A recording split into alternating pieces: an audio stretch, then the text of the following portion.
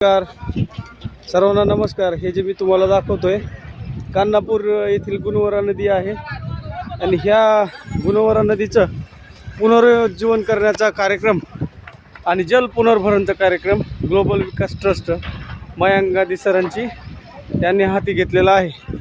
त्यांच्या ह्या दिसतात त्या 4 पोकलेन खाली, इकडे या 4 पोकलेन आहेत 210 आणि ह्या इकडे चालू असलेल्या 2 बघा। हे असं एवढं अजस्र असा मशिनरी किंवा JCB पोकलेन या कामासाठी मयांक गांधी सरांनी लावलेले आहेत। इथून खाली सुकळीपर्यंत मुंगीपर्यंत जवळपास 3 किलोमीटरपेक्षाही जास्त अंतरावरच्या नदीचं खोलीकरण, पुनरुज्जीवन आणि याच्यामध्ये बोर घेतले जाऊन जल पुनर्भरण असा असणारा कार्यक्रम हाती घेण्यात आलेला आहे आजपासून। त्याचं उद्घाटन आत्ता झालेलं आहे। अतिशय स्तुत्य असा उपक्रम मयांक गांधी सरांची संस्था राबवते।